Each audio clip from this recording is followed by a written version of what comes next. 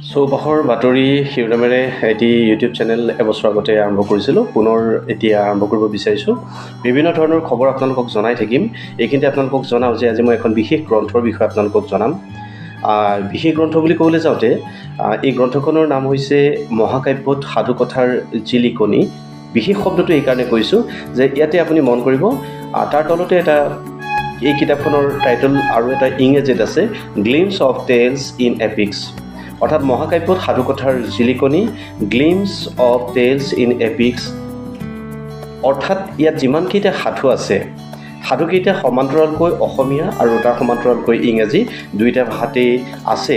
যিসকল শিকাৰু, বিশেষকৈ ইংৰাজী মাধ্যমৰ ছাত্ৰ ছাত্ৰীসকলৰ কাৰণে বিশেষ অসুবিধা নহয়, কিন্তু আমাৰ অসমীয়া মাধ্যমৰ ছাত্ৰ ছাত্ৰীয়ে বিদ্যায়তনিক যিখিনি পঢ়িছে তাতেই তেওঁলোকে আচলতে ইংৰাজী বিষয়টোৰ ভাষণটো সামৰিবলগীয়া হৈছে।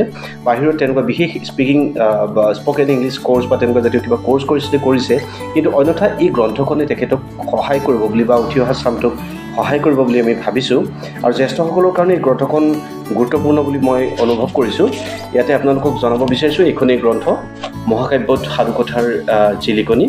আৰু এই গ্ৰন্থখনৰ বিষয়ে ইয়াতে মই জনাওঁ যে মহাভাৰত, ৰামায়ণ আৰু উপনিষদৰ কাহিনীসমূহৰ আধাৰত লিখি উলিওৱা এই সাধুকথাৰ গ্ৰন্থখন।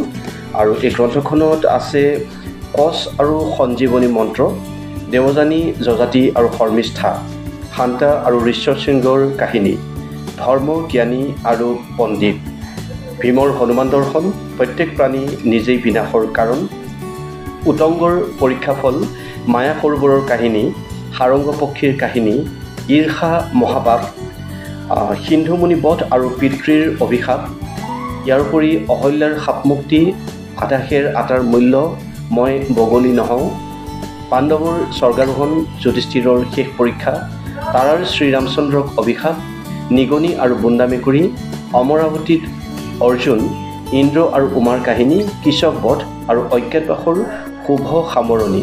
এইকেইটা সাধু, নীতি কথামূলক এই সাধুকেইটা বিষয়ে ইয়াতে কিয়নো লিখিলে ভীষ্ম দুৰ্লভ মহন্তই কৈছে, শিশুৰ চৰিত্ৰ গঠনত সৎ, সাহসী আৰু চৰিত্ৰৱান কৰিবলৈ এই উপকাহিনীবিলাকৰ মাজত নিখুঁত ছবি দাঙি ধৰি মহাকবিসকলে মহান দায়িত্ব পালন কৰিছে। এই কাহিনীবিলাকত আধ্যাত্মিক তত্ত্বৰ মূল্যবোধ প্ৰতিষ্ঠা কৰি বয়স্কসকলৰ মাজত নিজৰ জীৱনত সন্মুখীন হোৱা অভিজ্ঞতাৰ প্ৰতিফলন ঘটাই জীৱন উপলব্ধিৰ পৰিক্ৰমা বিচাৰি ল'বলৈ সুবিধা প্ৰদান কৰিব। আমি বিশ্বাস কৰিছোঁ যে এই গ্ৰন্থখন যদি আপোনাৰ ভাল লাগিছে, আপুনি সংগ্ৰহ কৰিব পাৰিব। ভীষ্ম দুৰ্লভ মহন্তৰ মই ফোন নম্বৰটো উল্লেখ কৰি দিছোঁ এবাৰ। তেখেতৰ ফোন নম্বৰটো হৈছে 94353 98570, 94353 98570। যদি কিবা কাৰণত অসুবিধা অনুভৱ কৰে আমাৰ কমেণ্ট বক্সত যদি জনায়, তেতিয়া আপোনালোকৰ এড্ৰেছ আৰু ফোন নম্বৰ দিলে এই গ্ৰন্থখন আপুনি পাব পৰাকৈ আমিও আপোনালোকক সহায় কৰিব পাৰিম। গ্ৰন্থখনিৰ মূল্য মাত্ৰ 200 টকা।